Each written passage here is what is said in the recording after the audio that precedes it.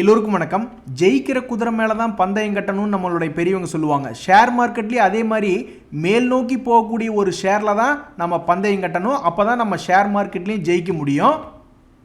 So இந்த சூழ்நிலையில் எது புதுசாக இனிமேல் ஜெயிக்கக்கூடிய ஷேர் அப்படின்னு கண்டுபிடிக்கிறத விட ஏற்கனவே எந்த ஷேர் ஜெயிச்சுக்கிட்டு இருக்குது இனிமேல் ஜெயிக்க போகுது அப்படின்னு கண்டுபிடிக்கிறது ஈஸி. ஸோ இன்னைக்கு வீடியோவில் நம்ம அதுதான் பார்க்க போகிறோம். எப்படி இப்போ ஏற்கனவே ஜெயிச்சுக்கிட்டு இருந்த குதிரை இப்போ நம்மளுக்கு கொஞ்சம் சீப் ரேட்டில் கிடைக்குது, டிஸ்கவுண்ட் ரேட்டில் ஒரு அருமையான ஷேர் எப்படி கிடைக்குது அப்படின்றத கண்டுபிடிக்கிறது இப்போ பார்க்க போகிறோம். நண்பர்களே, இந்த ஸ்க்ரீனர்னு ஒரு வெப்சைட் இருக்குங்க. இந்த ஸ்க்ரீனர் வெப்சைட்டில் நம்ம வந்து என்ன பண்ணலான்னா, கடனே இல்லாத கம்பெனிகளை எடுத்துகிட்டு வா அப்படின்ற போகிற நிறைய கண்டிஷன்களை போட்டு அந்த கண்டிஷன்களுக்கு தகுந்த மாதிரி ஷேர்ஸை வந்து ஃபில்டர் பண்ணிக்கலாம். இப்போ நான் என்ன பண்ணுறேன் அப்படின்னா, ஒரு ஷேரினுடைய விலை வந்து 2019, 2020, 2021 3 வருஷமாக பாசிட்டிவில் இருந்திருக்கணும். ஆனால் இப்போ இந்த 2022 மட்டும் அவன் இறங்கியிருக்கணும். ஏன் அப்படின்னா, அப்போ தான் நம்மளுக்கு கொஞ்சம் சீப்பான விலையில் கிடைப்பான்.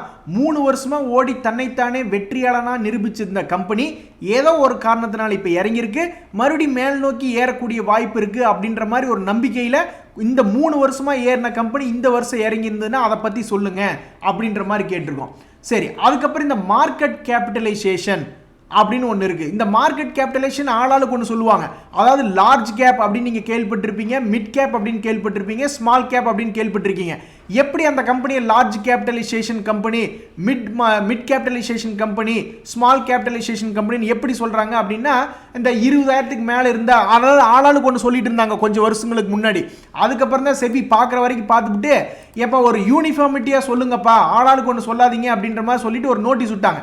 அதில் வந்து அவங்க என்ன சொல்கிறாங்கன்னா, நீ எல்லா ஷேர் மார்க்கெட்டில் இருக்கக்கூடிய எல்லா கம்பெனியும் வரிசையாக நீ லிஸ்ட் பண்ணு. 6000 கம்பெனி இருந்ததுன்னா 6000 கம்பெனியும் அதனுடைய மார்க்கெட் கேபிட்டலைசேஷன் படி தரவரிசைப்படுத்து. அதில் வந்து டாப்பில் 100 பேர் இருக்காங்கன்னா அந்த 100 லார்ஜ் கேப் கம்பெனி, 100லேருந்து 250 வரைக்கும் இருந்தான்னா அது மிட் கேப் கம்பெனி, 100க்கு கீழே இருக்கக்கூடிய கம்பெனி எல்லாம் வந்து இந்த மாதிரி 250க்கு கீழே இருக்கக்கூடிய கம்பெனி எல்லாம் வந்து பார்த்தீங்கன்னா ஸ்மால் கேப் ஷேர்ஸ் அப்படின்ற மாதிரி வகைப்படுத்துங்க அப்படின்ற மாதிரி சொல்லியிருந்தாங்க. ஸோ அந்த சமயத்தில் வந்து நான் என்ன பண்ணுறேன்னா, இங்கே அந்த மாதிரி பண்ண முடியல. அதனால் நான் இந்த ஃபார்முலா என்னன்னு போடுறேன்னா, 20,000 கோடிக்கு மேலே இருந்ததுலாம் ஓரளவுக்கு பெரிய கம்பெனி அப்படின்ற மாதிரி ஒரு ஃபார்முலா போட்டிருக்கேன். அதே மாதிரி டெப்ட் டு ஈக்விட்டி, எவ்வளோ கடன் வந்து அவங்களுக்கு ரொம்ப கம்மியாக இருக்கணும், அதாவது கடன் இருந்தாலும் அவங்களுடைய சொத்தின் மதிப்பை வச்சு அந்த கடனை கழிச்சு விடணும், அந்த மாதிரி இருக்கக்கூடிய கம்பெனின்ற மாதிரி நான் இப்படி ஃபார்முலா எழுதியிருக்கேன். இப்படி இந்த ஃபார்முலா எழுதி இந்த ரன் தி ஸ்கொயரி அப்படின்னு கொடுத்தேன்னு வச்சுக்கோங்களேன். ஸோ நான் இப்போ இந்த ரன் தி ஸ்கொயரி அப்படின்றத கொடுத்தேன்னு வச்சுங்களேன், அது கால்குலேஷன் பண்ணி எடுத்துகிட்டு வருது. மொத்தம் எத்தனை கம்பெனி எடுத்துகிட்டு வருது அப்படின்னா, இதில் ஒரு 50 இருக்குது, நெக்ஸ்ட் பேஜில் ஒரு 5, மொத்தமே 55 கம்பெனி தாங்க எடுத்துகிட்டு வருது. அதாவது இந்த கம்பெனிகள்லாம் என்ன அப்படின்னா, இதெல்லாம் நல்ல நல்ல பெரிய பெரிய கம்பெனிகள், தொடர்ந்து 3 வருஷமாக லாபம் கொடுத்துட்டு இருந்தது. இந்த வருஷம் அதனுடைய விலை வந்து வீழ்ச்சி அடைஞ்சிருச்சு. அந்த வீழ்ச்சி அடைஞ்சதுக்கு வந்து என்ன காரணம் அப்படின்னா, பெரும்பாலும் வந்து அவங்களுடைய குவார்ட்டர்லி ரிசல்ட் எடுத்து பார்க்கும்போது இந்த குவார்ட்டர்லி ரிசல்ட்டை மட்டும் நஷ்டம் பண்ணியிருப்பாங்க. அப்படி இல்லைன்னு பார்த்தீங்கன்னு வச்சுங்களேன், இப்போ ஒரு உதாரணத்துக்கு இந்த ஏஷியன் பெயிண்ட்ஸ் இருக்கான்னா அவன் வந்து லாபம் தான் பண்ணியிருக்கான். நீங்கள் கேட்கலாம், ஏன் தியாக அவன் லாபம் தானே பண்ணியிருக்கான்னா, அப்போ அதுக்கு வேறு ஏதாவது நியூஸ் இருக்கும்.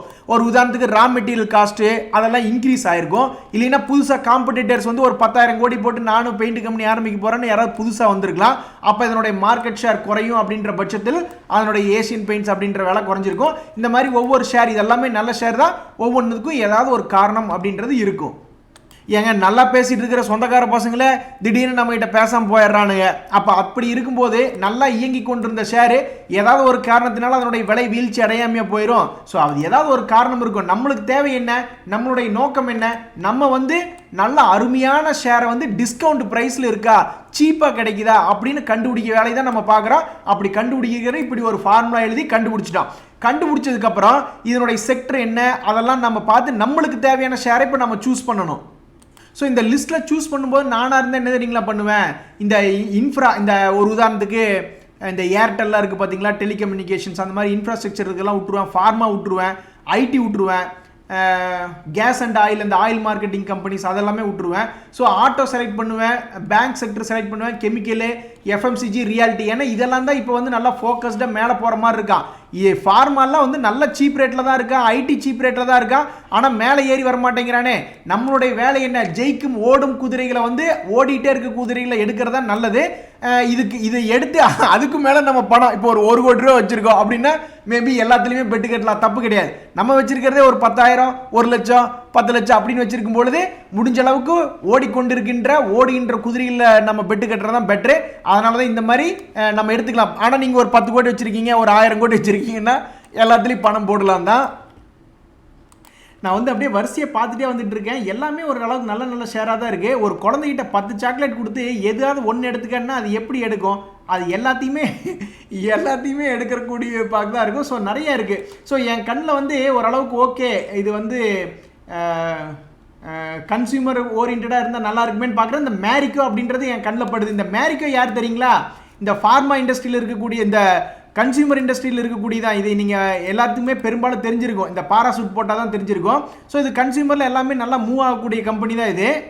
ஸோ இந்த கன்சியூமர் குட்ஸ்னுடைய டெட் டு ஈக்விட்டி பார்க்குறேன். அதாவது கடன் ரொம்ப அதிகமாக இருக்கான்னு பார்க்குறேன். கடனில் ஒன்றும் பெருசாக இல்லை, கொஞ்சம் ஒரு அளவுக்கு சுமாராக ஒரு டிவிடெண்ட் கொடுக்கக்கூடிய கன்சியூமர் குட்ஸ் கம்பெனி தான் இது. ப்ராஃபிட் அண்ட் லாஸ் ஸ்டேட்மெண்ட் எடுத்து பார்த்தோன்னு வச்சிங்களேன், இப்போ வரைக்கும் உருப்படியாக தான் இருக்கான். நான் போய் வாங்கினதுக்கப்புறம் ஏதாவது ஆகுமா என்னன்னு தெரியல, பட் இப்போ வரைக்கும் ப்ராஃபிட் அண்ட் லாஸ் நல்லா இருக்கான். இந்த ஷேருடைய விலையை பார்க்கும்பொழுது தான் நம்ம எதிர்பார்த்த மாதிரி கடந்த 3 வருஷமாகவும் லாபம் கொடுத்துருக்கான், 5 வருஷமாகவும் 10 வருஷமாகவும் லாபம் கொடுத்துருக்கான். கடந்த 5 வருஷத்தில் 9%, அப்போ என்ன அர்த்தம்? வருஷம் 10% பக்கம் கொடுத்துருக்கா அப்படின்னா 5 வருஷத்தில் 50% கொடுத்துருக்கான்னு அர்த்தம். இதை நம்ம எப்படி பார்க்கலாம்னா, இந்த மேரிக்கோ ஷேர்னுடைய விலையை போட்டு பார்க்குறேன்னு வச்சிங்களேன். கடந்த 5 இப்போ இன்னைக்கு என்ன ரேட் இருக்கா? 486 ரூபா இருக்கா. நான் போய் ஒரு 5 இயர்ஸ் டேட்டா அப்படின்னு போட்டு பார்க்குறேன். 5 இயர்ஸ் டேட்டானா 300 ரூபாயிலிருந்து ஆரம்பிச்சு இப்போ 486. அப்போ வருஷத்துக்கு 10% அங்கே சொன்ன மாதிரி கரெக்டாக இங்கே 56% வந்துருக்கு பார்த்தீங்களா? ஸோ கிட்டத்தட்ட இந்த கணக்கு அப்படின்றது கரெக்டு தான். ஸோ வருஷமான 10% அப்படின்றது கொடுக்குறான். இந்த ஒரு வருஷத்தில் மட்டும் 11% இறங்கி சீப்பான ரேட்டில் டிஸ்கவுண்ட்டில் நம்மளுக்கு கிடைக்கிறான். ஸோ நான் போய் இப்போ ஒரு 1 இயர் சார்ட் போட்டு பார்க்குறேன். 1 இயர் சார்ட்டில் வந்து இப்போ 10% அப்படின்றது இறங்கி தான் கிடக்கிறான். முதல்ல 540 ரூபாய்க்கு பக்கம் இருந்திருக்கா, அதுக்கப்புறம் கீழே 460 ரூபா போகிறது. அடடா நல்லா அருமையாக ஏறி இறங்கியிருக்கானே. அப்போ இதே பேட்டர்னில் ஏறினா கண்டிப்பாக நம்மளுக்கு 10% அப்படின்றது ஒரு வருஷத்தில் கிடைக்கக்கூடிய வாய்ப்பு இருக்குது. இதை தொடர்ந்து 5 வருஷம் வச்சுக்கிட்டே இருந்தோம்னா 50%. அதாவது நான் இன்னைக்கு 1 லட்சம் போடுறேன், 5 வருஷம் கழிச்சு பார்க்கும்போது இது 1,50,000 ரூபாயா மாறி நிற்க என்னுடைய பணம் அப்படின்றது தான் கணக்கு. அப்போ இதுலேருந்து என்ன தெரியுது? நம்ம ஃபார்முலா எழுதி எப்படி ஒரு டிஸ்கவுண்ட்டில் ஒரு நல்ல ஷேரை கையகப்படுத்திக்கலாம் அப்படின்றது நம்மளுக்கு தெரிஞ்சுது. ஸோ இந்த ஃபார்முலா எழுதி ஒரு நல்ல ஷேரை பார்த்து நம்ம சூஸ் பண்ணிக்கிறோம். ஸோ இந்த ஷேரில் நம்ம எத்தனை வருஷம் வெயிட் பண்ணணும் அப்படின்னு பார்த்தோம்னு வச்சிங்களேன், வரலாறு என்ன சொல்லுது? நீங்கள் வந்து 10 வருஷமாக வெயிட் பண்ணிங்கன்னா தான் வருஷமானா 16% அப்படின்னு போட்டு உங்களுடைய பணம் டபுளுக்கு மேலே ஆயிடுச்சு.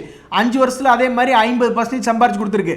அப்போ நான் இந்த வருஷத்தில் இப்போ எடுத்திருக்கேன் அப்படின்னா கண்டிப்பாக இப்போ எனக்கு ஒரு வருஷம் 10% கிடைக்கணும்னா நான் என்ன பண்ணணும்? குறைஞ்சது ஒரு 3 வருஷமாவது உட்கார்ந்துருக்கணும். ஏன் அப்படின்னா கீழே இறங்கிட்டே இருக்கிற ஷேரு இந்த வருஷம் இறங்கலாம், அடுத்த வருஷம் இறங்கலாம், அதுக்கு அடுத்த வருஷம் இறங்கிட்டு தடார்னு மேலே ஏறலாம். பப்ளிக் செக்டர் பேங்க்ஸ் எல்லாம் அப்படித்தானே ஏறி இருக்கானுங்க. தொடர்ந்து இறங்கி வந்துக்கிட்டே இருந்தானுங்க. கடைசி இப்போ ஒரே வருஷத்தில் 2 மடங்கு 3 மடங்கு மேலே ஏறிட்டானு. ஸோ அப்போ நான் எவ்வளோ நாள் வச்சிருக்கணும்? நான் கிட்டத்தட்ட 3 வருஷம் வச்சிருக்கணும். நாளைக்கே எனக்கு பணம் கிடைக்குன்னா எப்படிங்க கிடைக்கும்? சரி, சப்போஸ் நான் எதிர்பார்த்த மாதிரி ஷேர் மார்க்கெட் 3 வருஷம் ஆகி மேலே வரல அப்படின்னா என்ன அர்த்தம்னா நான் வெறும் அந்த டிவிடெண்ட் மட்டும் வாங்கிக்கலாம். ஸோ அந்த டிவிடெண்ட் வந்து கொஞ்சம் லாஸை குறைக்கும். ஸோ எதுவுமே ஒர்க் அவுட் ஆகலை அப்படின்னா அந்த ஷேரை விட்டு வெளியே வர வேண்டியது. அதில் வருத்தப்படுறக்கு ஒன்றுமே இல்லை. இத்தனை டேட்டா பார்க்குறோம், ஷேர் மார்க்கெட்டில் இத்தனை யோசிச்சு சரி இந்த மாதிரிலாம் இருக்கும் அப்படின்றத எடுத்துக்கிறோம். கடந்த 10 வருஷமாக எவன் உருப்படியாக இருக்கான்னு பார்க்குறோம். 10 வருஷமாக அவன் நல்ல ப்ராஃபிட் கொடுத்துருக்கான். நம்ம வாங்கினா மட்டும் நம்மளுக்கு பல்ல காட்டிட்டு நஷ்டம் பண்ணி விட்டா அப்புறம் நம்ம அதை நினச்சி நம்ம என்ன பண்ண முடியும்? வருத்தப்படாமல் வெளியே வந்து தான் ஆகணும். இல்லை, நீங்கள் அப்படி வருத்தமே உங்கள் வாழ்க்கையில் வரக்கூடாது அப்படின்னா இந்த மாதிரி ஷேர்களை எல்லாம் விட்டு போட்டு இந்த மாதிரி இண்டிவிஜுவல் ஷேர்களுக்கு பொதுவாக நம்ம என்ன பண்ணோம்? நேராக போய் ஷேர் மார்க்கெட்டில் இருக்கக்கூடிய அந்த இண்டெக்ஸையே வாங்கிடணும். நிஃப்டி 50 இண்டெக்ஸையே வந்து ஒரு நிஃப்டி பீஸ் ETF மூலியமாவோ அல்லது நம்ம வேறு எது வழியாக வாங்கலாம்? UTI நிஃப்டி 50 இண்டெக்ஸ் ஃபண்ட் வழியாவோ அது மாதிரி நிறைய இருக்குது. ICC பேங்க் விட்டுருக்காங்க, HDFC விட்டுருக்காங்க.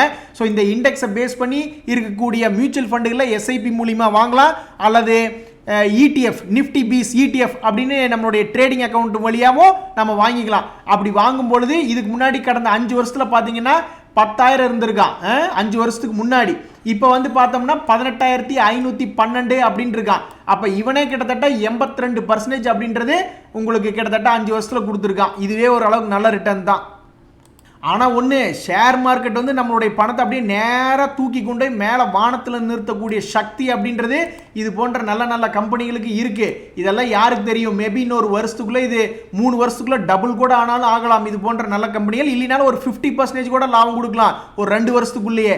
ஆனால் இது மாதிரி நம்ம நிஃப்டி இண்டெக்ஸில் போடும்போது இப்படி மேலே நம்மளுடைய பணத்தை தூக்கி நிறுத்தாது, இப்படி கொஞ்சம் ஏவரேஜாக கொண்டு போய் நிறுத்தும். பட் இருந்தாலும் இது மோசம் கிடையாது. யார் நம்மளுக்கு அப்படி இன்வெஸ்ட்மெண்ட்டில் பணம் தரா? இன்றைய தகவல்லாம் உங்களுக்கு உதவியாக இருந்ததுன்னா எனக்கு சந்தோஷம் தான். ரொம்ப நன்றி, வணக்கம்.